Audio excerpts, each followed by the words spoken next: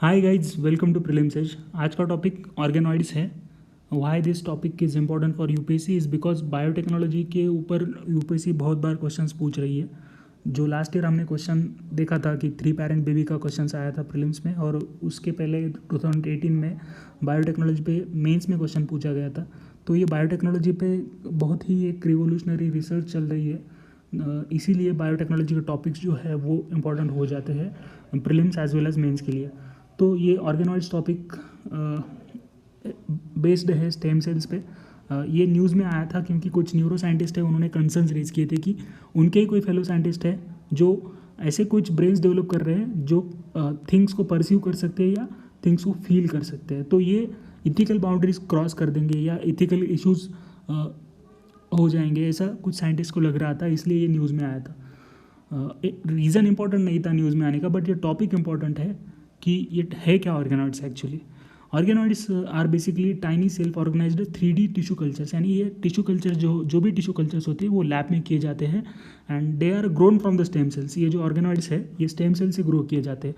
तो stem cells क्या है? स्टेम सेल्स मदर सेल्स होते हैं। ये स्टेम सेल्स, अगर कोई भी स्टेम सेल है तो इसमें इतना पोटेंशियल होता है कि ये बॉडी का किसी भी टाइप का सेल प्रोड्यूस कर सकता है या कोई भी ऑर्गन भी डेवलप कर सकता है, इतना इस स्टेम सेल में पोटेंशियल होता है। ये जो मैं बात कर रहा हूँ ये एम्ब्रियोनिक स्टेम सेल के बारे में है, not in case of adult stem sales. Adult stem sales में इतना पोटेंशियल नहीं होता कि वो ऑर्गन डेवलप कर सके या किसी भी बॉडी टाइप का सेल बना सके।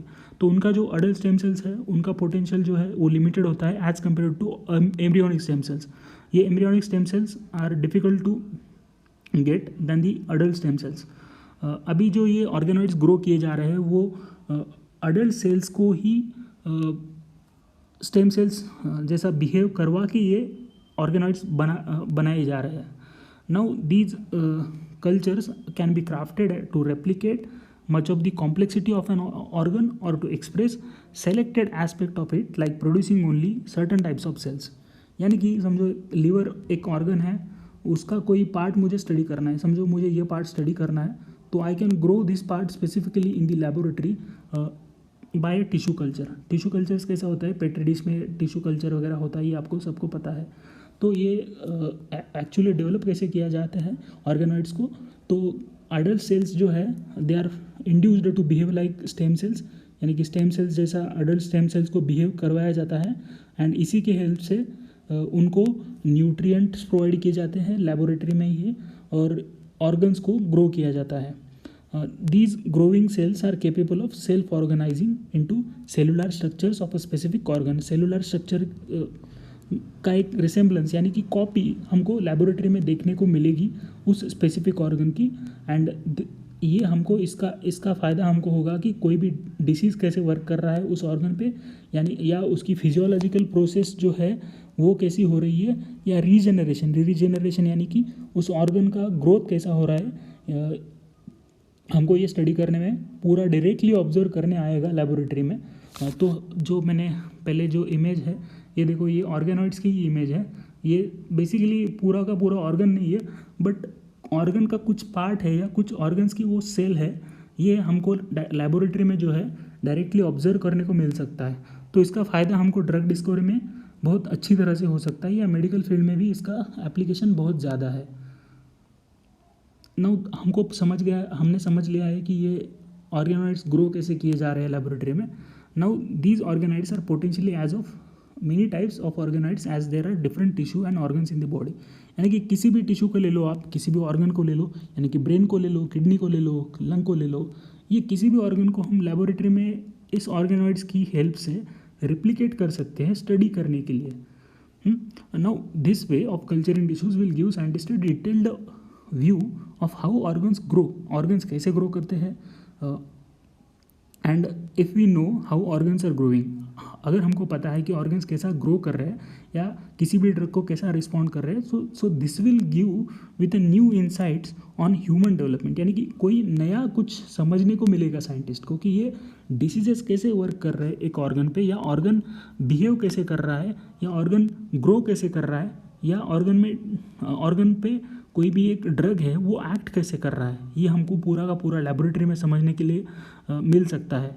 सो बेसिकली ये ऑर्गेनॉइड्स जो है they can be called as mini organs, क्योंकि ये पूरा का पूरा जो इनसाइड द बॉडी जो ऑर्गन है उसका ही हम एक mini type of organ laboratory में ग्रो कर रहे हैं, और वो स्टडी करने के लिए हमको बहुत ही ईजी एक मेथड है ऑर्गन स्टडी करने के लिए, बाहर बॉडी के बाहर स्टडी करने के लिए हमको मिल रहा है. सो अगर हमको ये ऐसा कुछ मिल जाता है, ऑर्गन्स हम स्टडी कर सकते हैं बाहर बॉडी के, तो ये this can revolutionize the field of personalized medicine. Now these tiny organs like structures do not achieve all the functional maturity. ये जो organs है, organoids है, they do not achieve functional maturity क्योंकि हम क्या कर रहे हैं कि उनको बाहर से nutrients provide कर रहे हैं. they are not having the blood vessels. उनमें blood vessels नहीं होती, so वो fully functional हो नहीं सकते.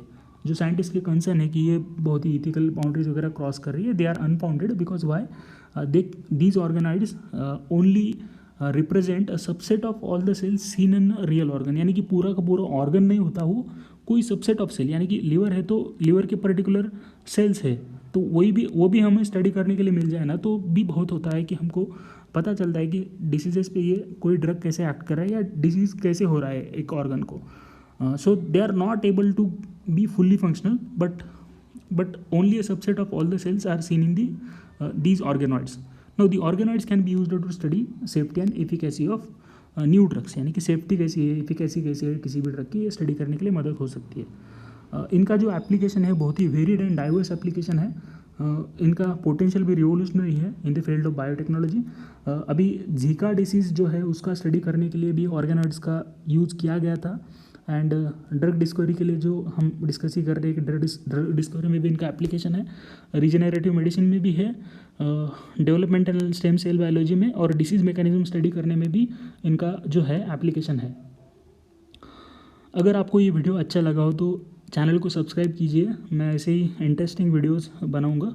And if you like the video please like the video, and कोई भी डाउट हो तो प्लीज़ कमेंट कीजिए, I will definitely answer that.